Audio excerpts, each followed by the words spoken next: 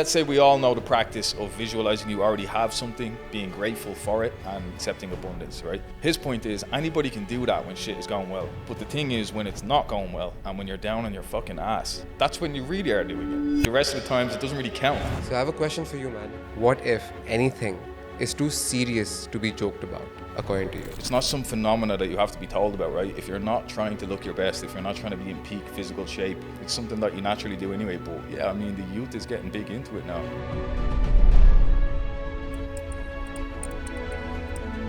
Mikey? Yo, what's up, guys? What's up? Oh, whoa, what do you know? What's up, guys? Back, What's the vibe? What's the vibe? What's the vibe? It's good to be back. Episode 2 on the What's the Vibe podcast, which is not yet sponsored by Red Bull. We're going to change that. Yeah, Red Bull sponsor us right now. Yeah, for sure. Red Bull's gonna sponsor us, guys. Welcome to What's the Vibe. We have Mikey back here again. Bro, welcome back. Thank you, guys. Good to be back. Mikey is Good to be now a back daddy. on the podcast. You were telling me the other day you're into this looks maxing thing, bro. Yeah, what is looks maxim? What the fuck is this, man? What is Looks maxing. I'm not big into it, to be honest. It's like, I think it's come around a lot with guys like, you know, Iman Gadzhi, these guys, Hamza and stuff like that. And like this whole generation of like 20 to 30 year olds now, this is the shit that they're on, like 100%. And the whole thing is about like getting the absolute best out of your looks, basically, you know? So, I mean, if your teeth are a little bit fucked up or, you know, you're a skinny dude, and it's just about getting jacked, bringing out the absolute best in your physical appearance. I mean, power to the people doing it, you know? I think you should do that anyway, right? Yeah. That's something that I never really thought about much when I was growing up. And when you come to a city like Dubai, and obviously like everybody's looking their absolute best, everybody's trying to be the best version of themselves. It's an entrepreneurial city. You know what I mean? So, I mean, it's a good phenomenon. Like, there's a lot of stuff that the kids are... Can you explain what looks maxim? What does it even mean? Like, you have to look your best at all times? Yeah, or like, I how mean, does it work? it's basically the skinny kid who's in his 20s, I guess, who's, you know, finding it difficult to get a girl. Maybe, like I said, maybe his teeth are a little bit fucked up. Maybe he's, like, not got a decent physical frame. Maybe he dresses like a bit of a pussy, like, you know. He just, I guess they're changing all of that, right? They're hitting the gym hard. They're getting jacked. They're working on their physical appearance. They're just trying to improve their life in every single way. So, I mean, power to them. I mean, I don't really consider myself as someone who does looks maxing, like, you know, that kind of way. But it's a good business opportunity. It's a good business opportunity, but I just think men in general, especially in your 30s, like, it's not really something you have to, it's not some phenomena that you have to be told about, right? If you're not trying to look your best, if you're not trying to be in peak physical shape, if you're not trying to, you know, and especially in the real estate industry that I'm in, obviously we know people judge you off looks straight up, even if they say they don't. This is human nature. So, I mean, it's not really a phenomena that most people need to be told about. It's something that you naturally do anyway. But yeah, I mean, the youth is getting big into it now. So, power to them. Bro, you know? Speaking of the real estate thing, man, I was, so Mikey and I are trying to like do some ads and all, right? Just trying it out here and there. Ads on what? On Instagram and Facebook and all For your real estate stuff. Yeah. Dude, tell me, what did that guy tell you for when we were like, oh, let's target India? What did he say about Indians buying from Indians, bro? Yeah, actually. That was crazy, bro. He's like, Indians don't buy from Indians, bro. We were running some paid advertising for leads, for off-plan leads, right? And for anybody in the real estate game, like, they will know that you can target different regions. You can target Europe, you can target India, you can target the UAE. Obviously, the UAE will probably be the most fruitful. People are here, you can go and meet them. Not a lot of people do the US, although it's getting a lot bigger. But, I mean, I don't know if it's a preconception about the Middle East. And then also, they can't escape the Fed. So they're paying, you know, income tax to the, you know, to the government, basically, no matter where they are. So they're a little bit difficult to target. But the guy who's running the ads is an Indian guy. And he was like, do India, bro. And I was like, bro, I'm straight out of Ireland, you know, you think I should do India? And he's like, bro, Indian people who are buying property, they don't want to deal with Indian guys. Really? Yeah, he was like, you're perfect. They want to deal with a Western person. I was kind of floored, you know? Wow. And not, like, maybe a few other people also said that. I don't know why, man. Like, for me, it's never... But, like, you being an Indian, like, would it make a difference to you who's selling to you? Yeah, no. It doesn't make any difference to me who's selling. But, like, let's say if it's someone from an older generation than you, like one above than you. What about Would it still make a difference to them, you think? I mean, you guys are Indian, right? Do you think that that's actually a thing? Do you think I don't think that. The thing is, no. But do you think Indian people think they're more likely to get, like, scammed by an Indian person or by Dude, A Western The person. thing That's is the that vibe I got. I honestly think we can't compare ourselves to like proper You guys are born in Indian- Dubai, right? Like, Yeah, we're born in Dubai, so it's a yeah. thinking is a bit different. Yeah, so I don't have that thing that if an Indian is selling it Yeah, to me, like- it's a scam or anything. Yeah. I'll buy it. Like if it's good product, I'll buy it. Like I'm over not here, Trump. you'll see more people like I can relate to another person on a human level, not on a nationality. Yeah, based level. 100%. You get it? And that's what I'm getting at. I'm not throwing shade like at Indian people. Some of the best brokers and business people I know like are Indian. Yeah. And obviously some of the richest guys in Dubai are Indian, but it was just weird that he said that.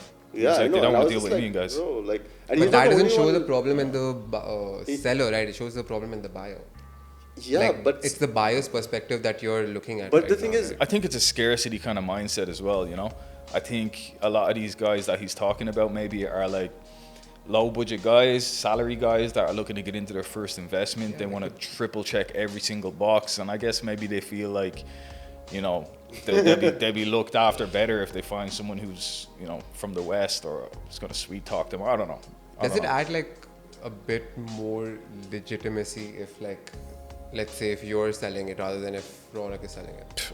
Again, To an Indian. Depends on the person, right? yeah, man. Depends on the person. Like, but you guys have spoken to people from India, right? Like, so what's Yeah, your feedback? I've sold lots of properties to Indian people. Do you sell more to Indian people?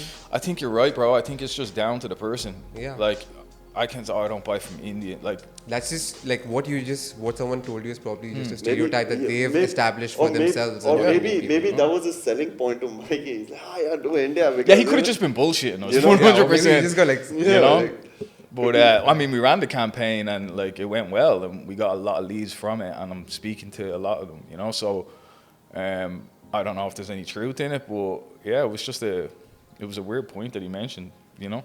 So I have a question for you, man. Yeah, bro. What if anything, okay?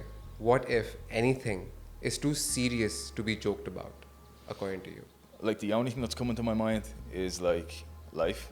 I don't mean life as in life in general, but I mean like medically, like, you know, if someone's having a child or something like that, if you're getting like into it that way, Yeah. like stuff Anyway. that really impacts people, I Yeah. think. But I mean, you guys know nothing is too serious to be joked about, really. Like, I mean, it just takes time. Like, comedy is a combination of time after an event, and Yeah. you know, like now, I mean, how many 9/11? You know, they put a portal in Dublin, in my home city, and they put one in New York City, and it's basically like.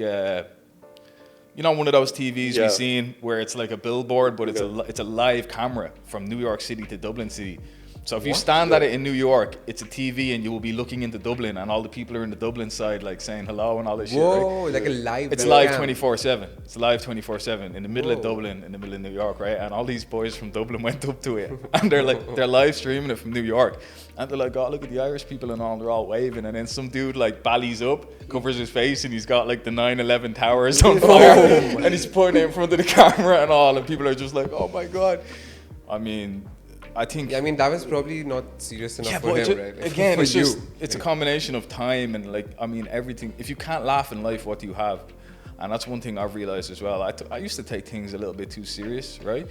But I mean, at the end of the day, like, I'm gonna get deep on it, right? But like, I think about this kind of stuff a lot, especially since I've had a daughter. So, like, you guys must have friends that have been in accidents or that have What kind of accent? passed away. Like, I'm saying people that have passed away. Okay.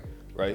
Not yet. Not yet. I've had a few friends. I've had two friends that were in accidents. I've had two friends that took their own life, and then there's been other instances in families and stuff. But the point I'm getting at is, right, like, I'm 32 now, and like, I know people that have died at this age, died younger, and I'm not trying to get like morbid about it, but realistically, you could be out here tomorrow, right? Yeah. You could Yeah. be. Anything could happen. Right, your car could catch fire going down the Alkel Road, like, for all you know. Yeah. And I don't mean that as in wish a it doesn't morbid happen, way, though. but yeah, I mean that as in like take happiness from that, you Yeah. know? Because all of a sudden, if you actually put yourself into that situation in your head and you think, well, oh shit, if that did happen, the first thing in your mind that comes to my mind is, did I set my stuff up properly? Like, are the people that I love taken care of? Did I think about any of this, right? So once you got that in line, the next thing is, like, how inconsequential were all my insecurities and all my fears of doing this, of doing that? Now that I'm, let's say, I've died, I'm looking at my body there, you know, it's over, the ride's Yeah. over, okay, I'm going to heaven or whatever. But you'd be looking saying like, shit, why didn't I do all that shit I wanted to do, right? Regrets, why didn't I take all them risks that I wanted to take? Yeah. So that's what I'm getting back to. I mean, at the end You don't want to have regrets, bro. the bill for regret is much bigger than the bill for taking the risk, right? And everybody knows that, but that's what I'm getting at. I think at the end of the day, no matter what happens to you in life, with the exception of, you know, like obviously some really bad stuff like we mentioned that really hurts people, joking about that. But like with the exception of that, I think anything that happens to you in life, bro, good, or you got to be able to laugh about it, you know? Yeah. But like not immediately. Like that's. I mean, it depends, you know? You got to be able to laugh about it. And the thing is, right, if you look at any multimillionaire, any of them, name one, right? And I guarantee you they went broke 2 or 3 times. They have the craziest story of how they, you know, made a ton of money, lost it all, made it again, lost it all. There's ups and there's downs, right? Yeah. And none of them will tell you that when they were down, they were miserable. Nothing. Like, you know, you got to find humor in these things and you got to laugh. And at the end of the day, that's what's going to bring happiness to your life, is just having a fucking laugh, bro. Right? That's true. Yeah. To lighten the mood. Lighten the mood up, Lighten the man. mood. Like, Yeah, bro, just fucking laugh about it. You know, I remember, it happened to me one time that I can specifically remember. My dad had just given me a car, and it was like my second car, and I thought I was a big shot, right? I had all the guys, Same, and I bro, was same. fucking, bro, it was a Seat Ibiza, right? It was like a 1 liter car, and my friend at the time was driving like a sports car, which was probably a 3 Series Beamer to us, right? And he went down the road ahead of me. We both had the car full of guys, right? And he went down the road ahead of me. And at the end of my ma's road, there was this like cul-de-sac and a left turn. Yeah. So y'all used to go down and do like handbrakers or donuts down there, right? You know, or acting the bollocks for like fucking 17. And he went down the road. I had the car one day. So he went down ahead of me and he did like a handbraker, like, and kind of drifted around the corner in his 3 Series. And we're like, oh, cool. So I went flying down after him. I had 2 girls in the back, so I'm trying to show off. I pull the handbrake up. The handbrake snaps clean up. I'm holding the handbrake in my hand. Yeah. Hit the brakes. I was not an experienced driver, right? And just straight into the wall. Just straight into the wall. And the funny thing is terrible, right? But my best friend at the time, he was sitting in the passenger seat, he had no seatbelt on. And I just remember him going like wallop straight off the window, smacking his head, everything. Now, it wasn't serious, it was just kind of like shook him. Yeah. And like, as soon as the car stopped, I don't know what came over, like my dad had just given me the car. I was in big trouble, right? Yeah. Like these people could have been hurt, but I just started pissing myself laughing as hard as I fucking could. It was just hilarious, right? Got a concussion or something, bro. Yeah, you know what I mean? Like, I had my seatbelt on, nobody else did, but I just remember I started laughing so hard about it, and, you know, looking back, I was like, I should have been fucking laughing at that, but I'm glad I did, because now looking back, I'm like, it's a funny thing, right? Yeah. And I was able to make light of it. And actually, a funny story, 2 seconds after we crashed, I had a motorbike as well, and my little brother, who was a year younger than me, he had come down the road after us on my motorbike, and he was coming down, and he hit the front brake, but what are the odds? Like, there was like a flat cola can, you know, like rubbish on the ground, and he hit the brake just on the flat cola can. So the wheel skidded, and he smacked into the side of the car, into the driver's door. We were driving on the right. So he left a big dent in the door, and he got off the bike. He's like, oh no. Oh. Seen the front of the car was like rolled off. It was funny, man. But this is the thing, you know, you got to be able to laugh. Even here in Dubai, I've been up, I've been down. I think all people in the real estate industry know that. You have ups, you have downs, any entrepreneur. And I've had really lows, like I've had bad times, but the one thing that I've gained through all of it, through the ups and through the downs, and now I'm doing particularly well, but you know, what I've gained is a resilience, and also what I've gained is a humor, like what you're saying.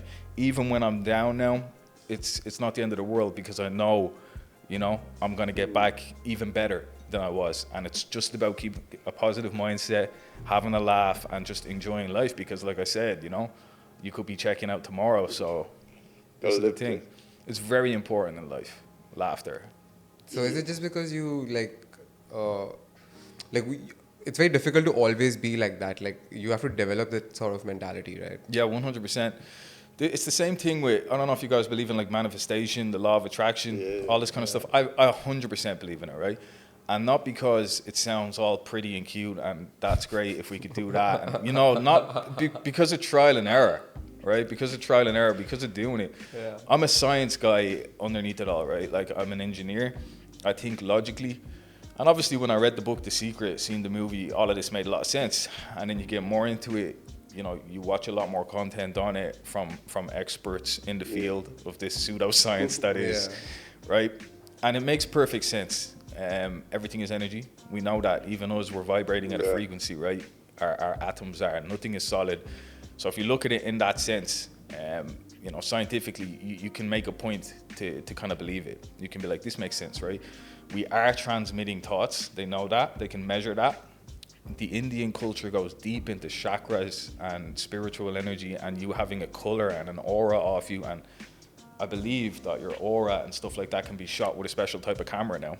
Really? Yeah, 100%. You can also check. There's a thing called Chakra Balancing, where there's this exact thing where it'll tell you each part how off you are from your center. So there's a doctor called Dr. Smitha, the one that we're trying to get in touch with. So she's a master or whatever she does. She practices this, and you can literally fix your chakra and bring it to your center. Yeah. Some people have their heart chakras off their bodies, bro. Just imagine that's how detached it is from their body. You got you get a vibe off someone. What's the vibe, right? You do though.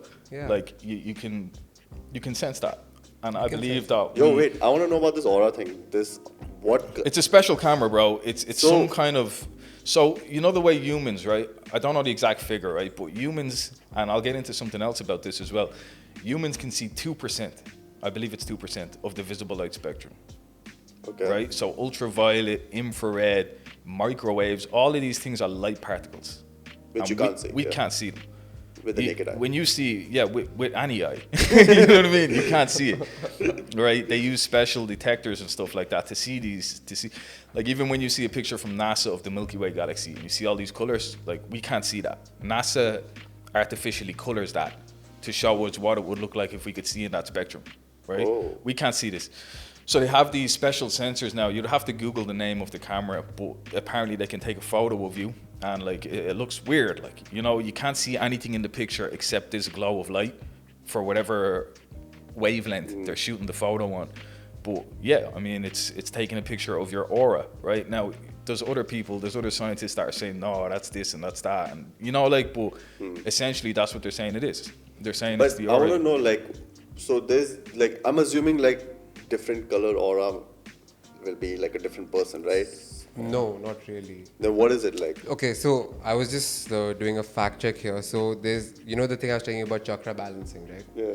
So the machine that does chakra balancing is chroma puncture. That's how I'm butchering the name, but it's a light machine that offers a choice of 9 colors plus white light. It produces energetic frequencies from the visible spectrum of electromagnetic waves in harmony with the energies of each of the 5 elements of the Chinese medicine and of the 7 major energetic centers or chakras. That's from your crown till the bottom. What do you mean balancing? They put light into So let's say you, as you said, from the visible spectrum, there's only 2% that you can see, right? But if you have this particular machine, the chroma puncture or whatever, so what it does is it clicks your photo and then it gets the non-visible light. Yeah. The non-visible light. So there's sort of energies around you, right? Now let's say if your chakra is towards your center and let's say my crown chakra is in its place, that means I'm leveled from that particular chakra of mine. So it will be in the center. So it'll be level-headed. Yeah, like a level-headed. Yeah, but whatever. What if you're not? They can treat it with this, or yeah, you can get chakra balancing done as well, but this is just a photo image that will show you how far away from the center you are, because that's how much disturbance there is in that particular area, or I believe disturbance of energy. I believe it, and that's what I was getting back to with your first question. How much do you think of being happy and stuff is? It doesn't just come naturally. You have to do it, right? And that's what I was getting at. With the law of attraction, with all of this, it's the same. And even if you believe in that manifestation and the law of attraction, one of my idols, obviously because of where he's from and because what he's done, is Conor McGregor, right? And he's famous for saying stuff like this. And one of his most famous quotes, I'm going to butcher it, but I'm paraphrasing, but he said, anybody, when stuff is going well, and let's say we all know the practice of visualizing you already have something, being grateful for it, right? And, accepting abundance, right? His point is, anybody can do that when shit is going well. when you're driving in, you know, your Lamborghini and money's coming into the bank, you can easily visualize more. But the thing is, when it's not going well and when you're down on your fucking ass, like that's when you really are doing it. You know, the rest of the times it doesn't really count, you know? Yeah. And that's the difference. And I believe it's the same with being happy. I don't think it's something that we're born with. And I think this world that we live in is designed to keep us as consumers without going into a big conspiracy about it like it is. It's so the design is the matrix, right? It's to keep us, I mean, like Andrew Tate would call it the matrix, right? It's designed to keep you No, stupid. not just Andrew. I think even a lot of other people would call it the matrix. Yeah, 100%, you know?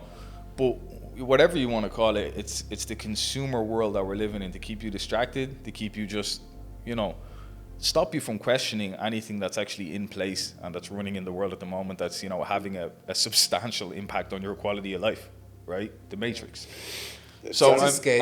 I think it's trying to make it like if it doesn't, I'm telling you this, if it doesn't directly affect me, I don't care. You come in part of that matrix, you know, where it's like it's not directly affecting me, so I'm a consumer, so it's not affecting me at a larger scale. Like for example, my privacy data, whatever. Yeah. I'm okay with like you want to see the fucking this thing, but a lot of people are like, no, I don't want my private life to be out there. I mean that's a personal preference, but getting back to the point of what I was saying, that's what I'm getting at. You know, on a daily basis, with Twitter, with the news, with, you know, social media, the pressures from all of that, with comparing yourself to others, with bills, with this, with that, with everything that's thrown at you these days, it's not a natural state of mind to walk around happy. It's not. You're made to feel bad to achieve something that like fucks with my head, bro. You know what I mean? Like, yeah, I mean, let's say if someone has a Lamborghini, okay, but so for some reason now they've marketed it in such a way to fuck with people's heads so hard that now you want that Lamborghini, right? But do you really want the Lamborghini because you want the Lamborghini, or did you just get caught up in the moment? I mean, and in that feeling, you want it because he has it. Yeah. You know? Yeah. And why? It's a symbol of status. And at the core of it, it's a thing of, you know, why should somebody else have something that I shouldn't have? And this is what I'm getting at. You know, I believe that it's a skill, learning to be happy all the time. You're not going to be happy all the time, but learning to keep a positive outlook, learning to laugh as much as you fucking can, learning to stay positive on your goals, manifest, all of that. That's a skill. That's not something that, I'm just like that. It's like something you need to practice in today's world. But what you're saying, Raaghav, like you see the guy in the Lamborghini, I believe the world has driven us this way, that we see that and we think that's unattainable, right? Or we think he did something wrong to get that, or we think I could never do that, or maybe we feel jealous, oh fuck him and his Lambo, that's you know what I mean? envy, like, Who fucks he think he is? That's what people think, right? And it's not their fault underneath it all. But the thing is, there's levels to life, right? And the thing is, when you get to that level of rich, I mean, I've met plenty of people that are at that level. We both have. When you get to that level and you have all that money, bro, you can't get a Lambo. The fucking queue is out the door, right? You can't get a watch. Yeah. You can't get, like, you know what I mean? There's so much fucking money. Waiting for everything. There's so much money out there. There's so much success out there that it's a facade. That's the thing. Maybe, because they're printing money every single day, bro. A lot you know of what people I mean? are rich, and once you become rich, and then you'll be like, oh shit, there are a lot of rich people. When you're at a low, it's a circle that you're with, right? If you're broke, a lot of people will be like, people around you will be broke, right? 100%. And I had to change myself when I first got to Dubai, because I think one of the best qualities you can have as a person is to detach yourself from yourself, if you know what I'm saying. No. So what I'm getting at is, right, and I've looked into this with like the likes of Robert Greene. He wrote the 48 Laws of Power. It's kind of interesting the way he talks about it. But what he's getting at is, if you feel sad, or you feel happy, or you feel pain or anger, you're sitting in the moment feeling that pain, right? And then that can open up that emotion, and then you're locked into that, right? But what he says is, when you feel something like that, happiness, sadness, anger, he said, try to step back and look at yourself feeling that. It's called being in the watcher stage, where you're watching all of your emotions. Right. Like, and you're questioning, why do I feel like that? Yeah. And you still feel like that, but you're observing yourself, right? Yeah, you have to basically step out and like I guess it's called step out or step up. Yeah. Like, you're looking at yourself from a higher place. And I think that's a super valuable skill these days. And when I first got to Dubai, that's something I had to do. I had to train myself, because every time I seen the guy in the Lambo, or I seen the G-Wagon, and you know, they're fucking everywhere here. And I used to think, oh, like, you know, maybe you had a little bit of jealousy and you're like, you know, oh, I want that, I'm going to work super hard. But I've retrained myself that every time I see something like that now, I think like, yeah, fucking go get it, bro. You know, you must have fucking done something sick. Exactly. Even when I'm in the gym, you know, I used to think, oh, that guy's jacked. Or now I look at him and I force myself to compliment him in my head and think, yo, bro, fucking sick shoulders, bro. Sick shoulders. Just you know? try to feel that person's happiness. You're smashing it. You're smashing it. And you rewire your brain for abundance, you know? You really do. Like, the thing is that we've been, like, in this world, like,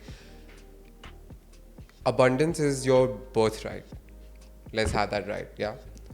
Anyone can become abundant. You just have to become abundant from your head first. It starts upstairs. But the way that we've been conditioned is that, oh my God, I can only like do a 1 hour podcast. Okay? Yeah. I can't do a 2 hour podcast. All right, for example. But I actually can do a 2 hour podcast. It's just that in my head, I have not opened up the possibility of that. Yeah. Right? Yeah. So you got to like unlearn whatever conditioning you've been given and then relearn whatever else you want to learn. Right? 100%. And this is the thing, you see a lot of gurus online, right? And they'll tell you this, they'll tell you that. But, you know, from meeting some of these guys, and no shade on anybody, but this is the thing, you know, life itself, you have to be a bit of an actor to be successful, if you know what I'm saying. And Robert Greene talks about this as well in the 48 Laws of Power. Everybody's putting on a facade, and everybody's saying something in their own way. Maybe they're monetizing things, or maybe that's their online personality. Look at Tate, right? A lot of people, if you ask anybody on the street about Andrew Tate that, you know, has just seen some clips of him saying some controversial shit, and you'll get mixed opinions. Obviously, very polarized opinions. No, he's a dickhead. I hate, mostly women will say that, right? Or no, like, you know, I don't like him. My life, he's also this. Some people say yeah, that. 100%. But if you see a lot of the other clips, if you really follow him and you've seen some of the backstage content and you realize that this is a really fucking sweet guy.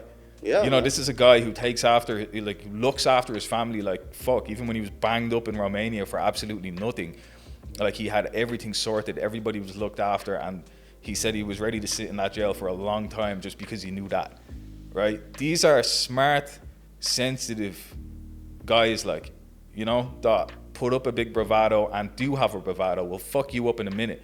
Masculine guys. But at the end of the day, you know, they are highly emotionally intelligent as well. So like, right? It's masculine and feminine energy of theirs is like on that equal level, you would say, something like that. Andrew Tate's No, feminine energy, bro, please. Like, No, come on, feminine. you can't It's not fucking say feminine. that, bro. Like, I don't know that much about Andrew Tate, but I know for sure that. No, of course he it's doesn't have full, 100%. Like, oh my God, like. No, but he is also caring at the same time. That's what I Bro, meant. come on, So like, you that- just can't be a dick 24/7. What I'm getting at is, you know, he will sit there and be like, "You're broke, you're fucking poor," like, and he will take the piss out of an entire generation, right? He will take the piss out of absolutely anybody, Bro, like, right? That's fine. You can do that, right? Just Yeah, no, say something 100%. outrageous, and I can get a reaction of you like in a second, bro. Right now, without thinking. But the question is, why does he do that, right? I personally believe, obviously, you know, it's part of his strategy to become who he was on the internet. But at the same time, he is motivating young men to, you know, sometimes, let's be honest, sometimes you need to hear that.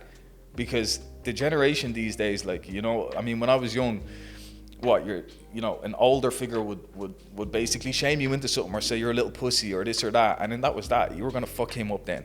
You know, you're going to come back and prove that, you know, shut the fuck up. Who are you? See, that depends on people. Literally what I said, right? That depends on people. Like, actually, I feel like if you tell someone, like, oh, bro, you're broke, you're this, you're that, they'll always be like that. They won't be like, they won't take it as motivation. Why would you want to kick someone when But they're I'm just saying, like, let's say disagree. he says it like that, I and someone disagree. sees it, and he'll be like, oh shit, he's right. You know, I am broke, and you know, maybe they might do something wrong, but chances are they might not. I disagree, and I just think what you're saying is right, but I think it's just takes more for some people. Because let me tell you something, having a, like, you can't have an easy life and a great, strong character. Yeah, you of can't course. have both of those things. Yeah, it's not possible. And if somebody needs one kick in the ass, you know, they're a bit more mentally strong, one kick in the ass to go and do something and to realize that, you know, I got to work hard at this. Or if someone needs 100 kick in the asses, eventually they're going to say, you know, fuck this. They're going to snap and they're going to go do something about it. And I think it's just a spectrum of how much motivation some people need, you know? I think, like, the world these days, obviously, as we all know, like, there's a lot of snowflakery and shit going around. But why is that happening? Why do you think there's a lot of snowflakery and all? Do you think, like how we blame our generation above, you know, like, oh, you made everything expensive for us. Do you think like what are they blaming us for? Like, Bro, what are we doing to them? I Or could that throw. they're saying and that they're becoming. We're calling them snowflakes. They called us snowflake. Like, Yeah, what 100%. And I could throw like some conspiracy theories out there. Like, I mean, Andrew Tate would say the Matrix wants men to be feminine so that they control them, all that kind of stuff. And fair enough, that's his opinion, right? Maybe he's right. But me, on a simplistic level, if you ask me, I just think the times have fucking changed, right? If you look at the history, the recorded history of man, 2,000 years-ish, right? Since Jesus, BC, AD, whatever, 2,000 years, right? Back then, obviously, you're talking about Jerusalem, the Holy Land, all of that stuff. There was carpenters, there was this, there was that. You know, we were pretty much the same people as we are right now, but writing, reading, technology wasn't there. But we're the same people. 2,000 years is a fucking short time, right? Yeah. Fast forward 500-600 years, the Dark Ages, right? Now they're developing steel a lot more. They're developing, you know, big personalities start clashing, conquering, all of this kind of stuff. Fast forward another 1,000 years. You know, you start to hit the Renaissance, you start to hit Italy where art and technology starts to be developed. But the point is, through all of that, life is fucking hard. Somebody can kick your door in, somebody can kick your fucking door in with a fucking sword, come in and take all your shit, and there ain't fucking shit you can do about it unless you know how to use a sword yourself. I was thinking about one thing, man. So you said life is hard and all. Like, do you think life is getting harder for people to live in this world right now, or is life getting easier? But this is what I'm getting at, bro. Like, it's a different hard. Right? But is it getting harder, or it's just well, would you accept that? Would you accept that a man of today, right? If let's just talk about the 1500s, right? For instance, and let's just say, for instance, Raunak, right? I had a time machine, and I go back in 1500, bro. I would not survive a minute. No, bro. And hold on. And I said to the people from 1500, I said, yo, I'm gonna send someone back here from the future. Right? He's going to be 500-600 years more advanced than you. And they'd be like, what? He must be magic. You know, he's going to be... Obviously, if I remove my phone, they'll kill me right And they send you back and you're this useless fuck. You can't even start a fire, bro. You have no idea what you're doing. You've never hunted food. You've never defended yourself in battle. See, that's the thing. So you tell me, which is a fucking harder life? I mean, if they come here, do you think life will be easier for them, or they'll also be like... Nobody's going to try to kill them. Nobody's going to try to kill them, but but that's it then, right? But the thought process is of a 1500 someone living in 1500s. They'll look at, bro, he'll be living on the street. Bro, the person will arrive into 2024. Well, he's living in the fucking forest now, bro. But so the street is an upgrade. The point is, the challenge... But he's living in, let's say he's living in the streets. Yeah. Earning zero this thing. He can't fucking eat because he's not earning money. Can't do anything. He has no citizenship or anything because, he's come here now. Who the fuck is going to claim it? Everything is going to get fucked. It's perspective. Think about it, right? It's going to be hard for him. It's not going to be easy for him if I bring him here. Think about it this way. So what's his life, right? His life, let's say, is he's not hunter-gatherer, but his life is living in the 1500s, right? Yeah. He's under constant threat of maybe being killed by an invading army or by his own fucking government for anything, right? Okay. And then his neighbors, all of that kind of stuff. His life is under threat for the most part, let's say, right? And he's also his family, he's worried, right? He gets food, maybe he has cattle, maybe he has shit like that, I don't know, right? But these are the challenges in his life, surviving, all right? Now you put him 500-600 years into the future, yes, he ain't got no home, he ain't got no this, he ain't got no that, but he doesn't know what any of that is, right? He just literally needs to survive, right? And now, because he knows how to write fires. Now you're still trying to survive. You're still trying to survive here. Bro, why couldn't he go out into a forest of today and hunt and gather and build a shelter? And he will. He probably will, bro. But still, with the same shit he would have built it with back then. I have a question. But nobody's gonna kill him. That's the difference. Nobody's gonna kill him. Like if you go to Africa right now, it's somewhat similar. Like it's not very far away from what you are saying. You know that, right? Like if you walk around in certain places, you are still fearful for your life. You're just saying that because you're staying in Dubai. Yeah. It's the safest fucking country or place. City, no, talk about the Western world in general. No, let's say if he goes to Ireland, bro, and he goes like, yo, man, what's up? He'll end up on heroin, bro. Yeah, straight up put crack up and say, yo, kill, or like this. No, I get what you're saying. But my point is that I believe that life is hard these days for different reasons. Life is hard these days because, there's a social hierarchy, there's social media, there's this, there's that. You need to prove yourself, you need to get a good job, or you're going to get swallowed in taxes and debt and this and that. It has its own set of challenges. Yeah. But I believe life through the last 2,000 years had its own set of challenges. And I believe if you were to take a trade up and you were to ask me, would you rather be born again in today's age, the digital age, knowing that you're going to have to work super hard, you're going to have to be smart, you're going to have to outwork your competition, or would you rather be born in the fucking Middle Ages, where, like, where it's a different... Let's say where you're it's a born different set of challenges. You're born in the Middle Age, but you're born as a king.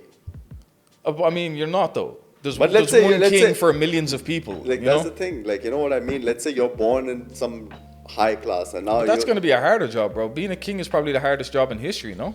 Still, the decisions you got to make, the things you got to do to stay in power, like. Or let's say you're born the 5th prince or something. Now you have no responsibility, but you have money. I know it's a big hypothetical, but I don't know. I feel like I'd have to be born the prime minister or something here, to compare, like. Okay, I have a question. For you. Do you think people were happier, let's say, 500 years ago, happier than now? Yeah, I think so. Right? 100%. So why the fuck would you want to be born now then, buddy? What's the point of all these luxuries and it doesn't bring you any joy? Like the thing is, you might have you have all these challenges over there, but your challenge is like, bro, I gotta survive. This over here, I gotta survive. I gotta get a Lambo. I gotta get this. I gotta get that. I gotta do this. Because there's so much luxury and etc. You want all of it. Over there, like surviving was just like a thing. Like this is the main thing. If I survive, good. Over here, it's not, if I survive. Now I need to do more than survival. So which would you rather, if you had a choice? Would you be born back in the day, or would you be born now? I like to be born in both places. I'm already born here now. I know what this is like. I like to be born back then because I feel people were much more happier, grounded in, like, ambition is something that's created for you. That's what I feel. Like, in this particular moment, okay, like, if I want to just go to the forest and just leave this place and just go, I can do that, right? Yeah. What's stopping me? Are you talking about now or back right now? Yeah. What's stopping me from just leaving, going to India and just sitting and making my own life? Yeah, you could do that. What's stopping me, bro? It's my fucking ambition. It's your own ambition. And that ambition is only created because of the luxuries that are available over there. Now, my ambition is not to create a luxury. My ambition is to get the luxury, right? Yeah. I guess at its core, right, if you were to put it this way, like what you just said. So if you were born today and your ambition, the benchmark for your ambition is to, let's say, have a nice villa, have a family, have a couple of nice cars, have a lot of money in the bank. That's the benchmark. And back then, it's somewhat similar. It's to have, a decent house, like not a fucking little hut or something, a decent house to be like a tutor or something like that. I get it. Like, instead of one horse, I want 2 horses. Now I want 2 cows. To have a little farm, to have this. Both of those are going to be a struggle, but one way you're going to do it between either climbing your way up the political hierarchy of the medieval times, licking the right asses and shit, or else by being a fierce warrior and fighting, And there is a social hierarchy now, and there was back then as well. Right? 100%. And you need to climb them in 2 different ways, I don't think people back then would envy us, and I don't think we envy people back then, but I just think life is hard. But if you look at it in a way of physically hard, like literally fighting for survival, like you would not have people like this fucking streamer Neon rise into success back in the Middle Ages. That little guy would be chopped in half in 2 seconds flat. You know what I mean? So it's harder, but the opportunity is through the fucking roof these days. Like I said, no one's gonna stab you. No, like for the most part, nobody's going to see what you have, like it, and come and kill you and take it. You know what I mean? Bro, that happens, man. I just feel like this because not we to the live same in degree, a very safe environment. You can't just be blinded to what's happening outside this place. You're talking about Africa and stuff. I'm talking about living in India, bro. Like, fuck, like Africa is really far away from where my base is. Like, even in Ireland, I'm assuming people come and steal your stuff. Bro, like in Delhi, like only 100 years ago we got out of the independence. The places in like Delhi till like a few years ago, you were just hearing like girls scared for their life, can't get out after 6 p.m. Like sun sets and you need to be back home. Yeah. And this is not your parents telling you. This is if that's what's happening now, what happened 500 years ago in India? Well, it wasn't. Just imagine, like it was more cultural. Yeah, whatever. Like however you want to call it, cultural. Like to preface that, what you guys are saying, do you think that no matter how dangerous it is now, rapes, attacks, someone can still steal you, someone can still murder you? Of course, right? But do you think in general the world has got safer exponentially through the centuries? Bro, like for me, like the definition of safer just relates to not my physical body, like, but to my mind. Like, there's so many more things that fuck you up internally by just you looking at them now. Because there's so many feelings that just pop up when you see more things, right? Yeah. It's a different battlefield. You're 100% Yeah, right. now you're not being like physically attacked. Now the new trend is mental health, right? Why so many people like depressed? What do you think the level of depression was this high back then? I don't think depression was a thing back then. Yeah. Yeah. Honestly. Because everyone is just rooted to the ground, bro. I don't think you it don't was. have to like fucking be. Yeah. People didn't even wear shoes, bro. There was like, nothing to think about. You know what I'm saying? Yeah. There was It's life. just so simple. Like, we have everything done for us. If I had to get up and I had to tend to the fucking cattle, and then I had to go out and tend to the vegetables and all that kind of shit, I had to go cut firewood, I had to, look after the water supply, I had to shear the sheep, I had to fucking do some training with the other guy, like swordsmanship. I had to look after my family, I had to do this, I had to do that. Where's the fucking time for depression, There is no time for depression. Because you're throughout connected and you're not just sitting in one place on your freaking device. Like, scrolling through Instagram. 100%. They've created a fake world on social media. And it's only getting faker and faker. And It's even going to remove the human connection now, right? In social media, there's a lot of fake information out there. Like, bro, you don't even know. I don't even, nowadays, when I look at social media, when you show me some things, even when you don't show me and I'm just like, just eavesdropping or like something like at what he's doing, bro, there's some things that come up and I can't believe like, this kind of stuff is like online. Like, the thing is, like, you don't know which information is true anymore. Like, I don't know, I think I sent it to you or I sent it to both of you. Like, which one? That guy, he was like, oh, how do I check someone's testosterone level is low and all? With his finger, with the finger, something like that. If this finger is bigger than this finger, then I'm just like, bro, what the fuck? He failed his own test, by the way. I seen his finger's like half the length. I was like, so bro. He failed his own test, but he said that, and I was just like, and people like, obviously people commented like, oh, this bullshit and all. But can you imagine he said it? That's his knowledge, and he was like, yes, this is right. This is how I check. Thing, bro. People you just need some good editing skills, some good music. Bro, you just need to repeat something over and over again. It has to be like some, intense music and all, like some real, gripping. It's like you're saying something. People these days, they think they're entitled to their own facts. Honestly, opinions, there's no such thing as a fact check these days. People are entitled to their own facts, and people will come out and say things with such fucking confidence, and they'll say it over and over again until it's facts in the mind of whoever's listening to it. Why? Because maybe they want that to be true, and because he said it a million times, that's it. Bro, there was another one, which was that my day starts from 6 o'clock till 12 o'clock. My one day is over from 12 to 6. 2 days are over from 6. I'm 3 days ahead of you. In a week, I'm 21 days ahead. 21 days in a week. Like, you asked about looks maxing, right? This shit's called life maxing, right? And people like... People listen to anything like... I mean, don't get me wrong, right? You talk about cold plunges and you talk about all this shit. I think there's benefits there. Like, don't crawl out of bed at 6 a.m. in the morning and jump into... If that's what you do, fair enough. Do your thing, bro. But I think it's comparable to what we were just talking about, right? Why is getting into a cold plunge beneficial, right?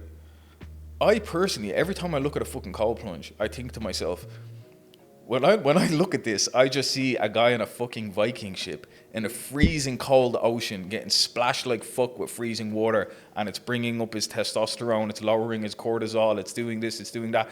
And this is like a simulation of something that you would have had to go through, Things like this, I believe it's like simulating hardships men have gone through in the centuries. You know that kind of way, like falling into a fucking ice bucket of water, falling into the ocean while attacking a fucking village or something. It's the only thing that's comparable to me of why this is beneficial, because all that kind of shit that people went through the centuries is what made them into super strong men with fucking testosterone, probably 1,000 to 2,000 deciliters per nan. Bro, right now they're saying the level of testosterone is going down in men since like 100 years ago, 200 years ago. Of course it is, bro. Yeah, I mean, like... Of course it is. Look around you, man. I never thought of it like that. I mean, like, because they had to fight wars and everything, and... Yeah. Now it's just... Dude, remember the video I sent you of that guy who's like, this means nothing. He does this tricep, and it's these guys, and they're just telling you, like, this doesn't mean anything. Guys are supposed to be submissive. Nails this big. It's like, guys are supposed to be submissive. This is the thing. And I'm just like... Yeah, this is the kind of stuff that I was like, I was like a little weak kid, and he's doing this, and he's like, oh, you see this? Nobody cares about this, and all, but it's like he's got little pencil arms, and it's like, well, obviously you don't care. Like, you know, Like, yeah, it's just taking shots at people who are like have muscles basically, because he doesn't have any little fucking bitch. That's what he's doing basically. But this is what's wrong with the world. And you know, a lot of the stuff that made Andrew Tate controversial, like when he talks about women and stuff like that, obviously there's parts of that are fucking true, right? And I don't mean like in any sense of degrading or putting down women or saying they shouldn't do this, they shouldn't do that. But what is his core concepts? That men should build themselves up, be as strong as they physically can, work as fucking hard as they can, abide by the law, and provide for the women in their life. Like, make sure they're safe, make sure they're looked after, everybody in their life that they love, right? That's 100% something to live by. Like, 100%. It's something to live by, but it's a lot of pressure on a guy. But this is the thing. You know what I mean? This is what he says. Embrace the fucking pressure. And he's right. Because if like you said, Raunak, if we're back in the Middle Ages and we have this tent and my wife is in there and the 3 kids, 2 daughters and a guy, and some dickheads come along, some fucking mercenaries, right? And they're interested in just raping my wife or some shit, stealing all my shit, and there's fuck all I can do to stop them if I'm a little dweeb. But if I'm a fucking highly like trained swordsman, I'm fucking handy with a sword. Yeah, but you know still, what I'm saying? if you're as and I can handy, just go out even and if you're fucking the kill best them. swordsman alive, if there's 6, 7, 10 of them, bro, you're fucked regardless. You're fucked. Like. But would you not rather take 3 or 4 of them out? Bro, that's the reason why people live in colonies. You get that? No, but I'm saying in Like that scenario, Yeah. would you think to yourself, oh fuck, why didn't I train once in my life? Maybe I could fucking make light work of these cunts. Do you know what I'm saying? Yeah, Like, I guess, like in that case, it could be. It just anything. terrifies me. It terrifies me to You're think. talking about like physical something. Like let's say, like Yeah. if a tap in my house gets spoiled, well, I should have learned that. No, you can't do everything, man. Like everyone has their own strengths and I weaknesses. know, but it's right? a Like, little come bit on. different, like a fucking tap or your wife getting raped. You know Okay, what I'm yeah. saying? Like, No, I get it. It's just that one of those tasks. Yeah. Basically, you're telling me that I did not train for that particular task. no, but what I'm saying is back then you would have. It's not that you Yeah, wouldn't because have. that's- You would have yeah. because you have no option. Bro, You that's have why I'm to saying be- the tap for now, because these are the kind of problems that we have. No, Like- but what I'm getting at is, right, you had no option back then, right? You had to, be Yes. as fit as you could. You had to be able to try and Plus defend you're yourself. doing Bro, I don't even physical think labor. that So you. what I'm getting at is now you don't have to, right? Nobody's gonna come and do what I just said. You don't have to. But what his point is you do have to. You still do have to, because this is the tenet of being a fucking man in today's world. You know, this is what it's about. Just because nobody's gonna come and do that shit to you doesn't mean you should, skip all that. You should still try to be the best person you can in this short period that you're here, and at least you didn't live in the Middle Ages, but you still fucking performed as a man as if you fucking did. And I know if I did live in the Middle Ages, I would have been fucking fine, because look what I did in the 21st century. You know what I'm saying? Like, I mean, that's what he gets at, and that's where I agree with him. I'm like, I have a fucking long way to go on self-improvement, but when you hear these kind of things and you're like, that's the correct way to live in my mind, Try to better yourself as much as you can in all arenas. And just because I don't need to be as physically fit because I live in a cushy 21st century, I still should, You should, for sure, man. I still Like, should, yeah.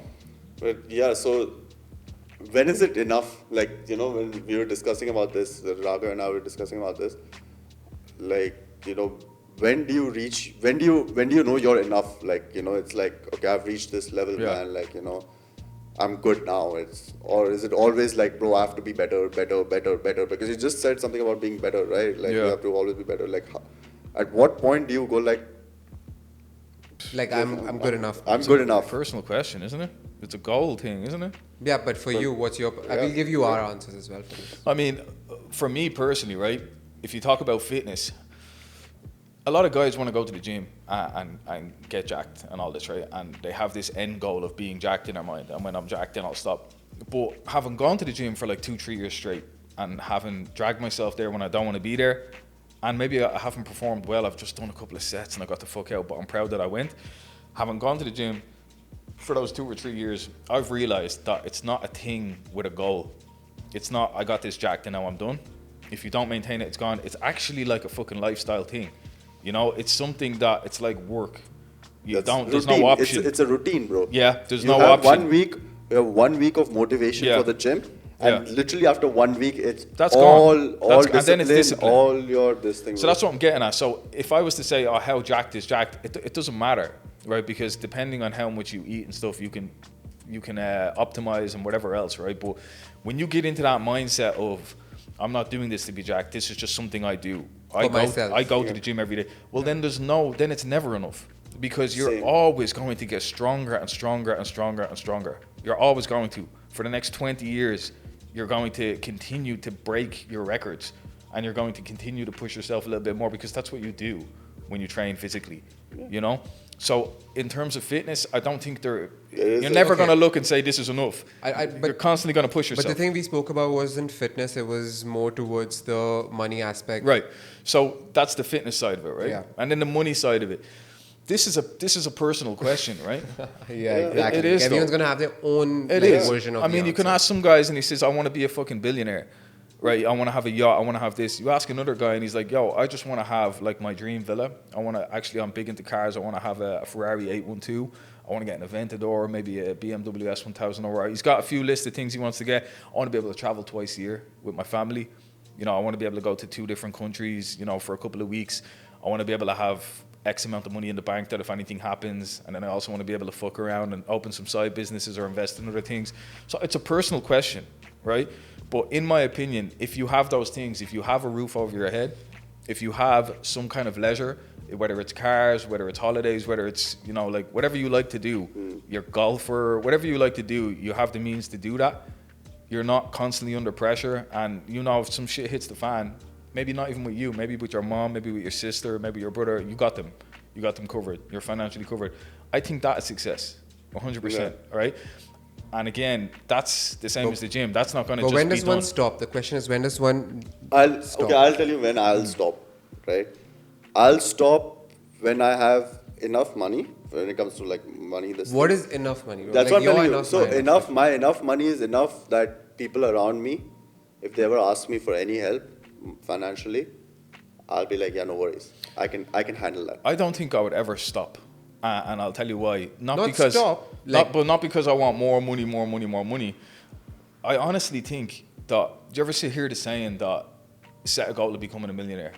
Not to have $1 million, but to become the person you will be in chasing that. Yeah. Right? And I think that's what it is. I think when you get to a level where you're making the kind of money that you want to make consistently, I don't think it's a thing of, oh, I want more. I think you've developed a person that is a fucking go-getter. You just developed that cycle where fucking go-getter. Now you're just like, it's all incoming. There's one guy, shout out to Robert Oliver, Rob the Bank on Instagram. And I mean, the guy, he built a company in his 20s, right, on Amazon, a supplements company called Genius.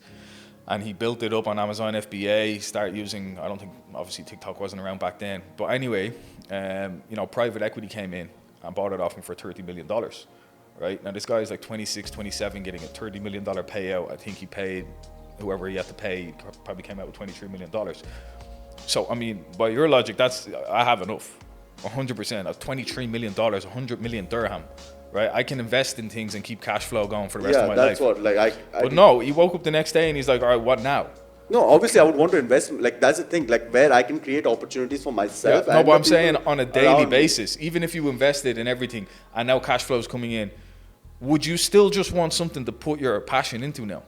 You want to wake up every day and do fucking nothing? No, of course not. Like if I wake up, like that's what I said, I need to have enough money where if I want to do something as well, and the people around me want to do something, I have enough money for it. And this is the thing, at all times. I think you develop a personality when you get to that level that there is no stop button. You just want to see how far you can push this. That's the question.